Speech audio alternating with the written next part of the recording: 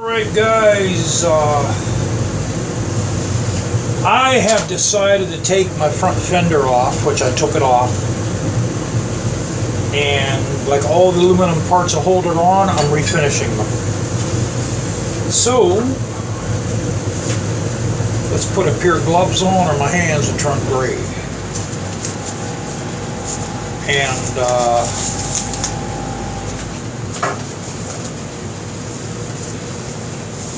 yeah, so all the components hold the front fender on. And I'm going to try to touch my fender up too while I have it off. So here's one I already finished.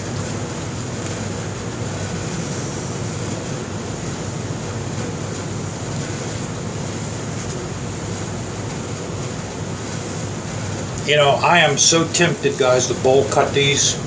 Just look at all the edges I can bowl cut. But you know, I'll tell you one thing about bowl cutting. A lot of people don't like it, some don't. But it takes up so much time. So okay, here's one I didn't start on yet. What we're going to do is all these we're going to sand down, or sand this area down. It's like this got to get sanded down. So I'm using, this is a 325.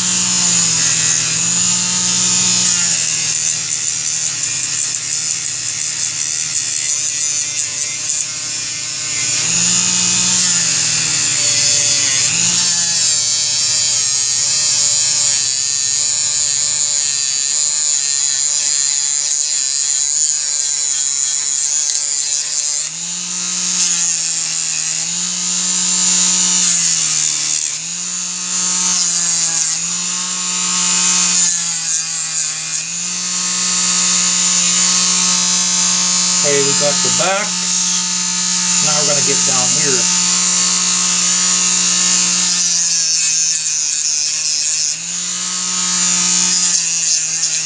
This one here isn't as bad.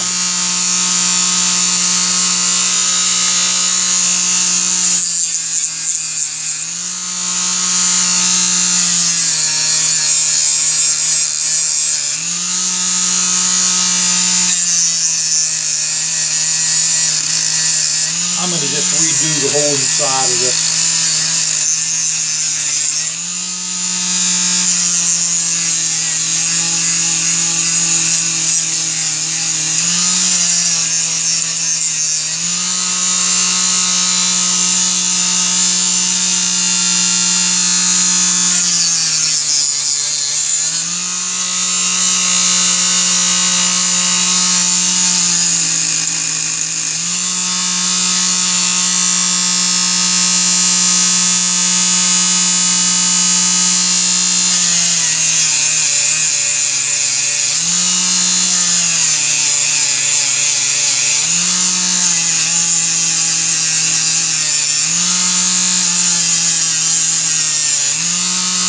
We're hitting the bottom again.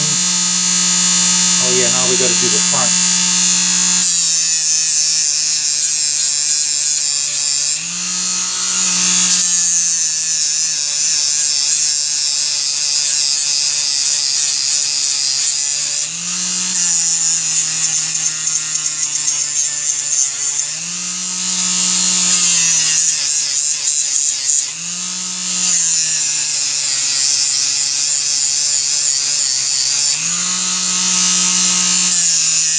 Alright, I think that's good. Okay, let me show you guys what I did.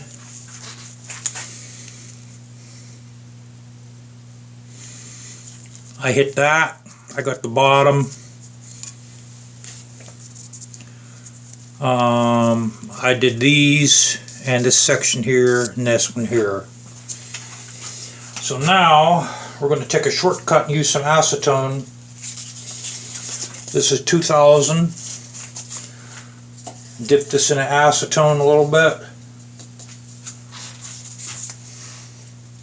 And I'll do down here first. Okay, let me pause you guys. We'll shorten it up a little bit. Yeah, so guys, I got my Cadillac, man. I got a, it's a 2013 Cadillac STS, all-wheel drive. It's raven black with a titanium interior. Remote start. Doesn't have navigation. I don't really care about the navigation, because I'll tell you something I learned about those Navi units. They have to be updated. And sometimes you have to go to the dealer to update them, or you have to buy the disc, which is a couple $100. So, you know, and I have a pretty good Garmin, so I don't really care about the Navi. It has a panoramic roof. The screen goes all the way back. See, my Envoy, I think my engine was starting to seize up, and my Envoy oil was getting ready to seize up. You know, and or it would have just shut down, because my humming noise and just the in general, you could just feel that the engine was having some friction issues. You know, and I had a feeling that the engine was going to go on me, which what would have happened is it would have turned off, it would have shut off. You know, and then it would have cost me $3,000-4,000, maybe even $2,000 to put a used engine in there, and then you got a used engine, and see, you got $2,000 invested in an old vehicle that might break down again. So my payments are only $242 a month for 5 years. You know, which is actually good for that kind of vehicle. It's a nice vehicle, and it's all-wheel drive, so it's good in the snow. You know, has every single bell and whistle, almost every single bell and whistle known to mankind. So, you know, I'm getting a heck of a nice vehicle for only $240 a month. Compared to a lot of people out there, a lot of people are paying like $600, $700, $800 a month. So, you know, it's I think I made the right decision. Because, like I said before, unless you live right next to your work, you don't have a reliable vehicle, you ain't holding the job down, son. You know, they say driving is a privilege. That's a bunch of bull. Driving is a necessity. You don't have a car, if you don't drive today, you are handicapped. Plain and simple. You don't have some kind of a vehicle to get you to work, man, you are handicapped. I don't know where they're getting off with this BS. Driving's a privilege? Please. Let me pause you guys. Yeah, so anyway, you hit this entire thing, you just basically, you keep on going over it with the acetone with 2000 grit. Okay, now I only have the front to do. I will say one thing about this acetone, it's so cold. My hands are almost frozen, or my finger. My finger's like almost frozen from this stuff, man. Now one thing you don't want to do, you don't want to drop these. Because these are made out of aluminum. You drop them, they're going to break, and good luck finding another one. That's like the front wheel I'm looking at right now. It's still in the mount. The front wheel for the big dogs are like $600 on up. My rear wheel is $1,000 to $1,500.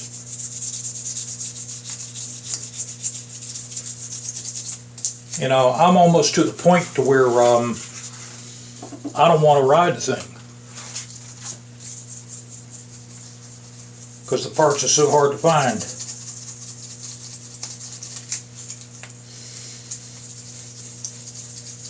Actually, I'm doing this over a concrete floor. I should be doing this on top of a rug.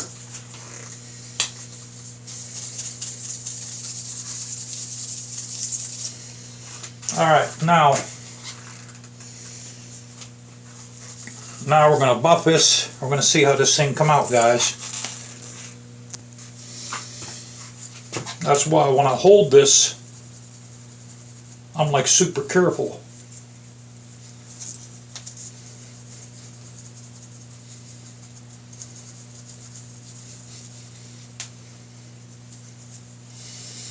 Okay, let's hit the back now. This old piece of rag here, this is my my beginning. This is like, I have 3 rags. I have this is my labor rag. Then I have the buffing rag, and then I have the cleanup rag. And then once I install the parts, I'll wax them again. I'll wax them with my quick wax. You can use like new pair of gloves like these too. When you put parts on, that'll stop you from getting fingerprints on them.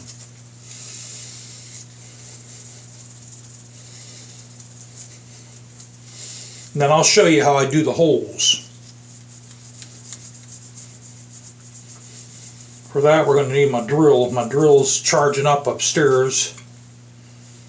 Alright, that's the semi. It's like the bolts that hold these in. I sanded the faces down on that.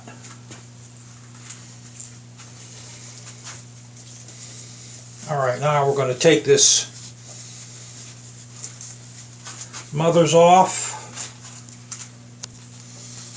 Oh yeah, it's coming out nice.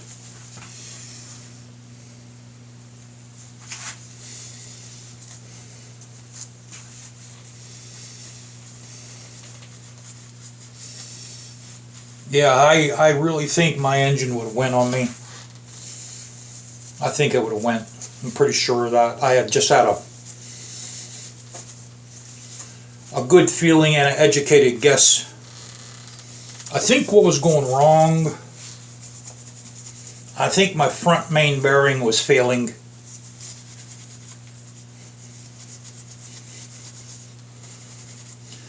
Because when, especially in the cold weather, and I have 0 W30 oil in that. Well, I had it in that.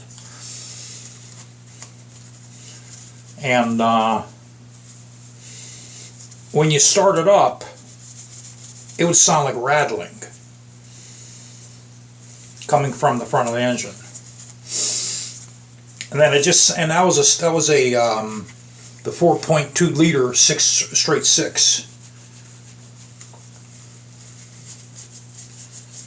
You know, and then it would just sound like the engine's just really trying to just breathe in. It would just sound just too loud. So something apparently was failing. You know, it's kind of like an engine's like a person, guys. They when they're under a lot of load, they have to breathe harder. So that's why I'm pretty sure that it was getting ready to fail.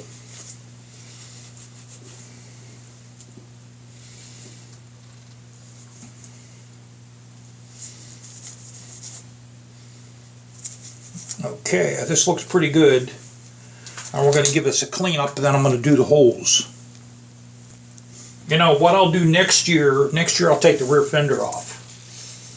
If I keep the motorcycle I might do ghost flames. I'm thinking very seriously of doing like silver ghost flames. And I'm going to put those on myself, because I used to be a pretty good artist. I used to draw, man, I used to draw real good. And I think with some practice I could do ghost flames.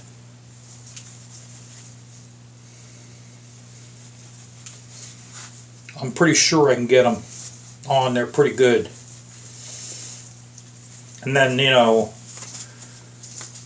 once we do the ghost flames, we'll put a clear coat on all the body parts.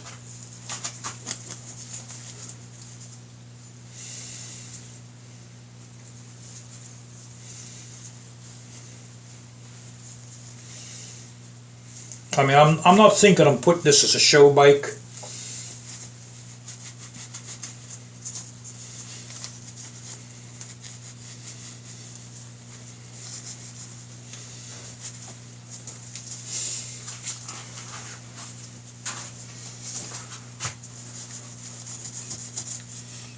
Now, if somebody would offer me, let's say $12,000 right now, I'd probably sell it. Just for the fact that I just bought that car, I'd probably sell it right now for 12 grand. Okay.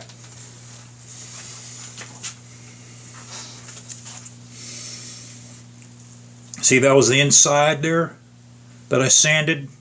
See how these come out? I sanded those down. Now these are going to contact the fender. You won't even see those. But it's still good to get those clean.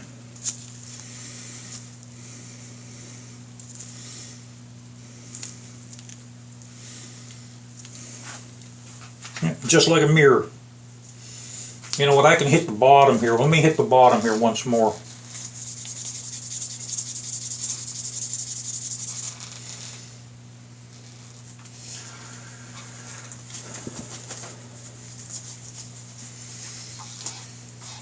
Here, we'll do that with my...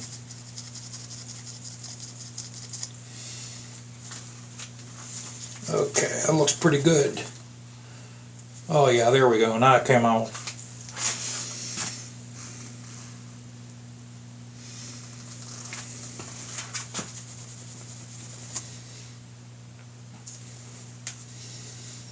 I might hit these one more time with the rubbing compound. You know what, let me hit it one more time with this rag here. I'll pause you guys. Then the other piece I have to take off is, like on top of the fender, there's like that bridge. I have to take that one off too, and we're gonna do that one too. That's actually next step to this.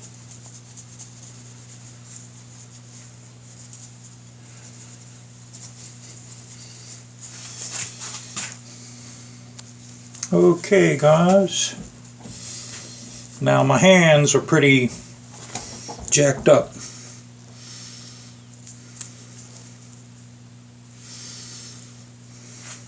So, alright, now let me go get my cordless drill. And you see how nasty? See how nasty the holes are? Because what's going to happen is when you put your screw inside there, I mean, there's no sense in having a polished bracket and then where your screw holes are, they're not shiny either. So you have to shine those up too. Alright, got our cordless drill. This is a wire brush for cleaning. It was actually a 12 gauge wire brush. And what we're going to do,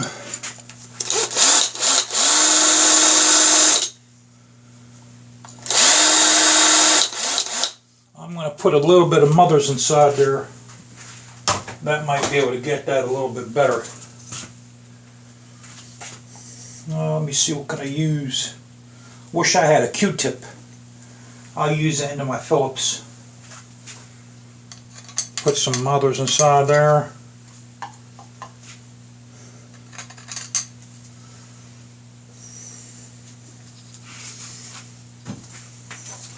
And this is going to probably splatter, so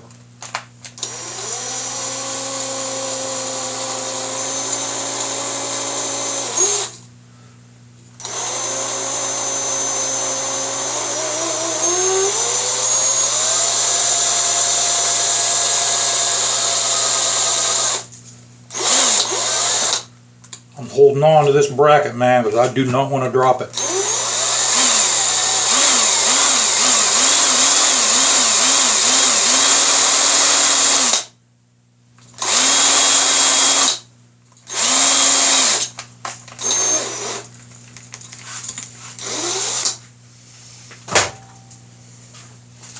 Okay, now let's clean that up a little bit. Give you guys a pause. Okay, let's clean that up a little bit better. And we are there.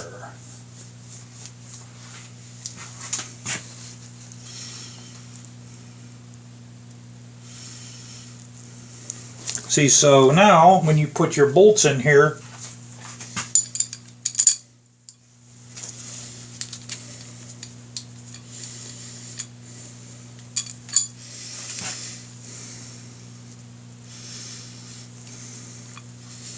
you know what it is, guys? It's called detail. Most people won't notice it, but I will. You know, there's no sense in having a polished part and your screw holes are filthy. So that's a good way of cleaning your screw holes, is with a like a bristle brush like that, or like a weapons barrel copper bristle brush, or some of them are even made out of brass.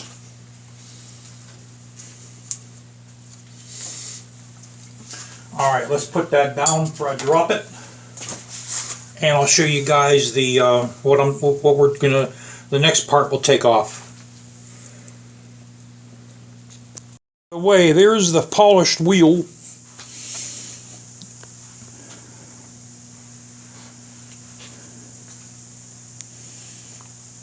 As you see, I'm not even even these are supposed to be non-marking because these are made out of hard plastic, but I'm still not taking chances. So I have a rag under each one of them.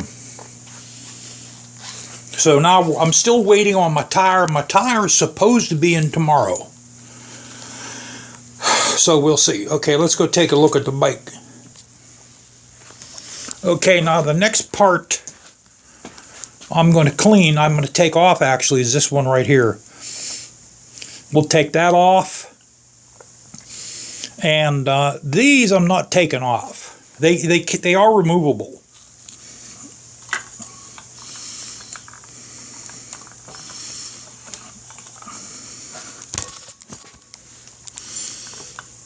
See, they're removable. There's two hex bolts in there, but they're pretty I mean, I'm going to clean the inside of this up. I'll polish the inside of it, but I don't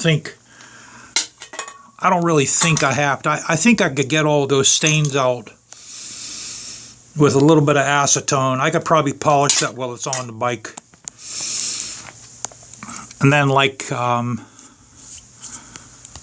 don't know why they have numbers on the inside of that.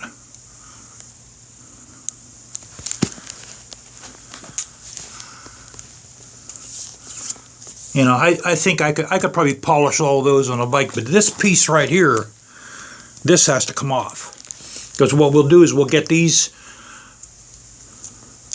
holes here with a shotgun barrel cleaner, and like the inside of this here, we'll refinish all that.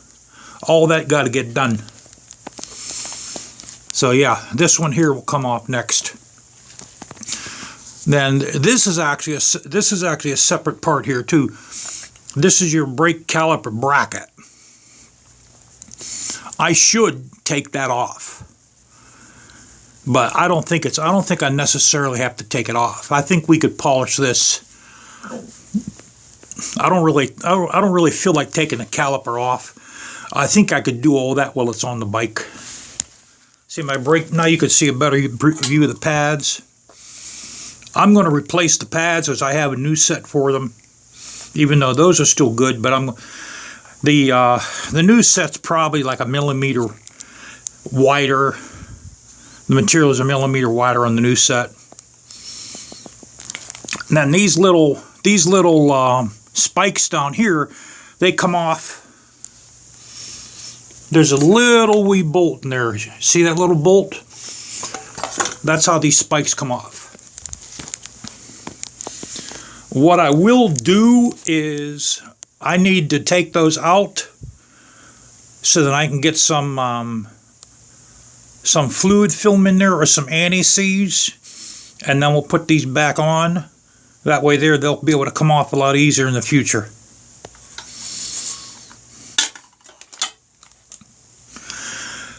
Or maybe what I should do, let's see here.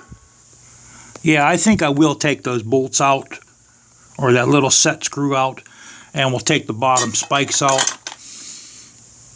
That way there, before that rusts out anymore, we'll put some anti-seize in that sucker. That way that'll come out easier in the future. So you can see a little better, guys.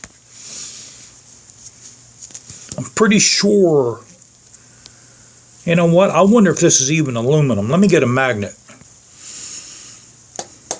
Yeah, it's aluminum. That's aluminum. Alright, yeah, we'll do that one next. We'll get this guy here up next.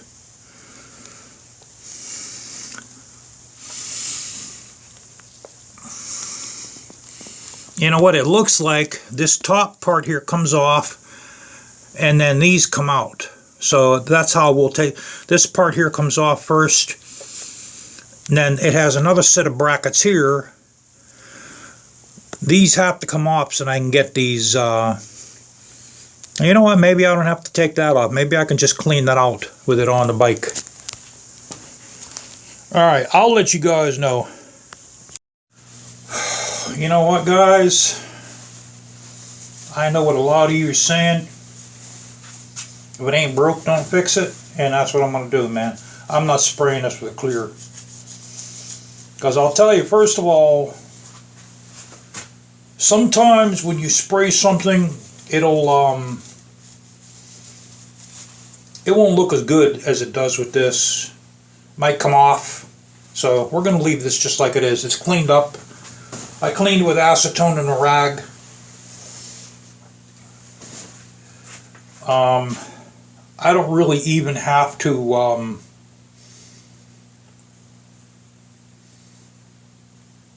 you know, I'll tell you the truth, I don't think this is even aluminum. I think this is magnesium. It's not metal. It's not steel or metal. But if this was aluminum, it wouldn't be chromed like this, because they chrome plated this. I don't understand why this isn't aluminum. It's not pot metal. I think this is magnesium. So if it's magnesium, I understand why they chrome plated it. And that means I can't refinish this. So this is going to stay just like it is. But I'm going to try to contact Big Dog. I'm going to ask him what this part's made out of. So this is staying just like it is. I'm going to clean up those other two brackets and I'll put this back on. Okay guys, these little spikes that are at the bottom, that's how they come out. There's that little set screw in there, and they slide right out. So what I'm going to do, these don't even need polished. What I want to do is I want to put some fluid film on these so then they'll come out easy the next time.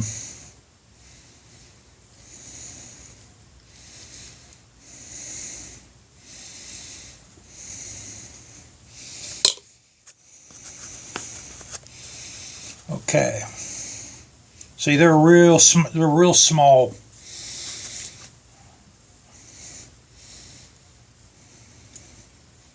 Okay.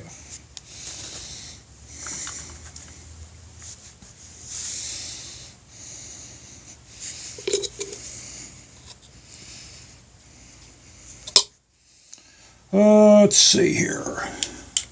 Then there's like a flat side. That's where your set screw goes on.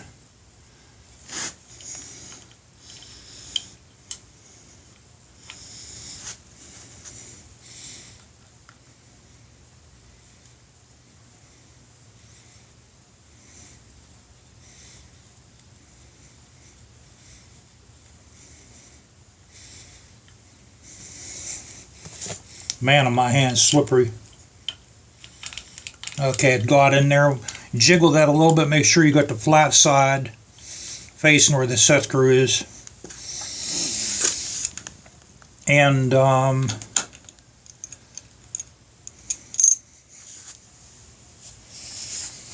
going to give this just a little bit. I mean, this is probably maybe like 1 pound. I'm going to just give it a little bit of tightening. There, that's good enough. Do the same thing to this side here.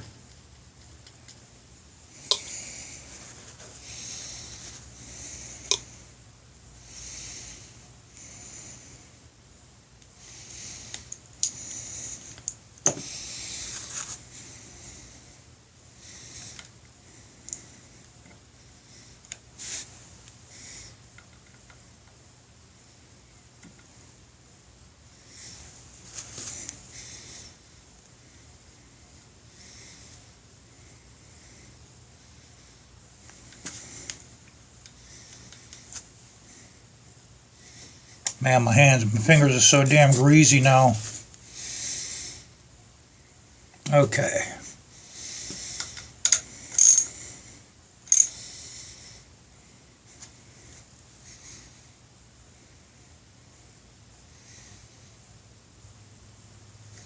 Alright, that's pretty good. I'm not going to tighten them.